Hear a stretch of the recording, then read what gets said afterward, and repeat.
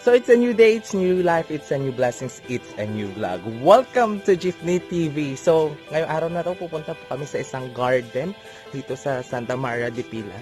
Yan. So driver. So titignan natin yung mga cactus nila dito. So promote po natin ang Charitos Garden.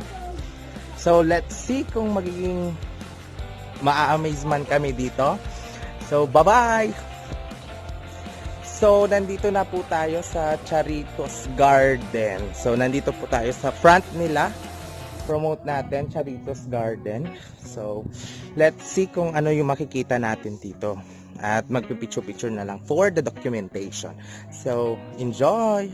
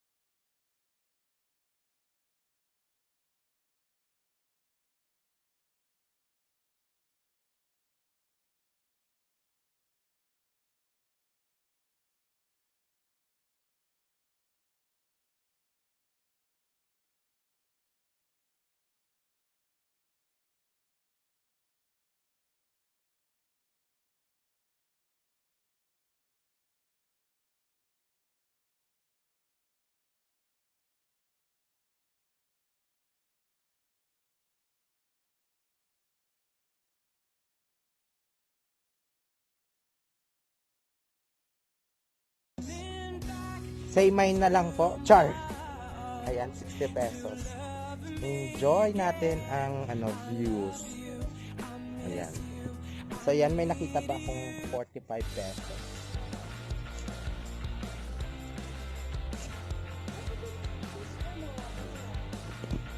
So ito yung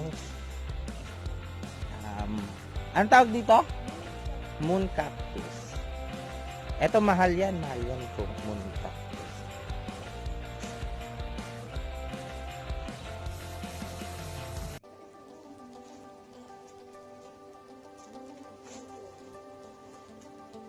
So next naman po natin pupuntahan ay yung mga bromeliad. So isang type rin po siya ng plant na medyo may kamahalan nga rin talaga.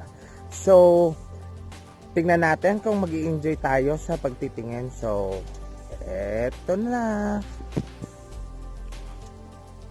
Yan, enjoy po natin ang kagandahan ng mahalaman.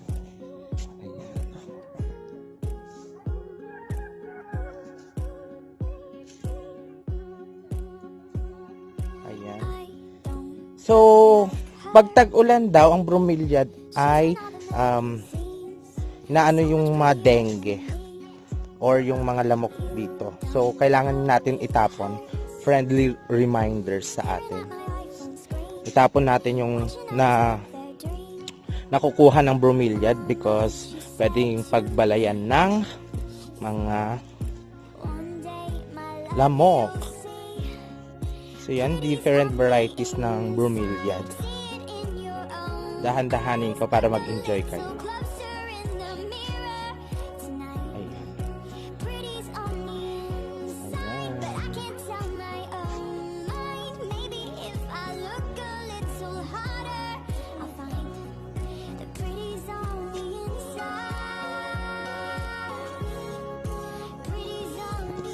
Yes, with me ngayon ay mga estudyante ko from Santa Maria National High School. Yung landscaper ko si Dave, yan. Magaling yan sa mga plant. Oo. So, I hope you enjoy. Kasi ako namamangha na dito.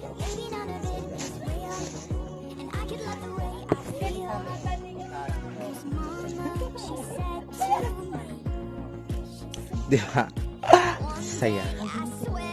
Ang tinatawag na Venice, share ko lang. Basta marami talaga.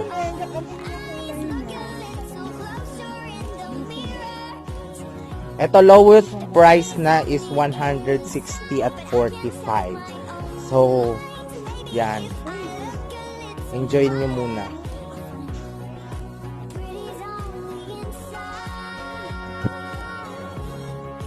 Ito yung tinatawag na Black Prince. Black Prince. So, konti lang yung kaalaman ko dito. Ay, ang ganda yun, friend.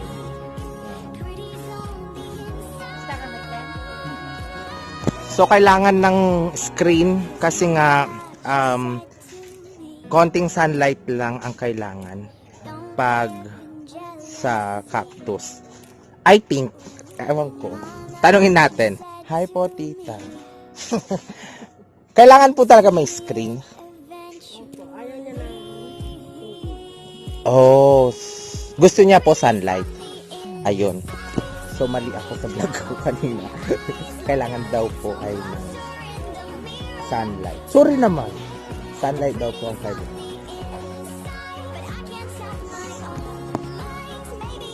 So yan, may paso rin po sila dito para sa mga cactus.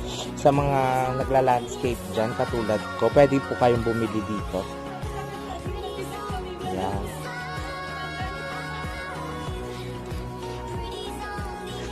Yes, Ma'am Ami, say hi. Ayan. Ayan. Pinunta ko talaga siya dito kasi adik-adik siya sa mga cactus. O, parang ano lang siya. Try mo nga kumuha, Ma'am, ulit. Ano tayo ng cactus ngayon? Oo. And then, ito yung pang-decor natin. Pang side dish. Ayan.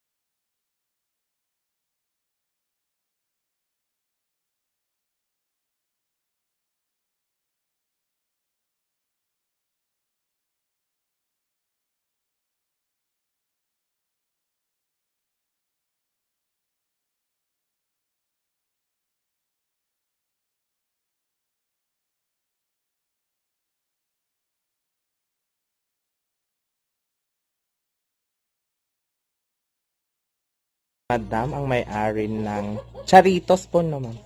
Charitos Garden. So, ilang years na po kayong nagpla-plant ng ganito? Since 2009 pa ako nito. Ay, pero ngayon lang po siya nag-boom, di ba po? No. Kasi outside Pangasinan ang mga customer namin. Sa Manila, Bigan kami nag-exhibit. Saan nyo po binili yung parang golden barrier po ba yan? Thailand po. So, ayun, 2009 pa pala to. Ngayon lang kami nakapunta. So, 11 years. So, ayan, uuwi na po kami. Siset na po namin yung mga gamit. So, naka 2,000 po ata silang lahat. Nag-enjoy po kami talaga ng bongga. So, ako lang po ay driver. So, bye-bye.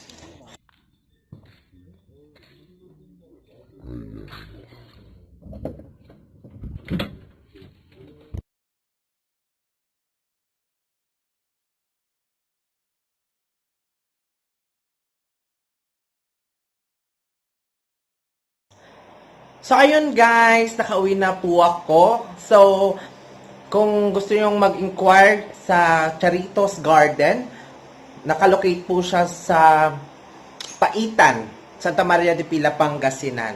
So, pag dito ka sa San Nicolas, 30 minutes lang po. At marami po kayong mabibili. Sobrang ganda ng Charitos Garden. So, if you like this video, please like, share, and subscribe. So, this is Jeepney TV.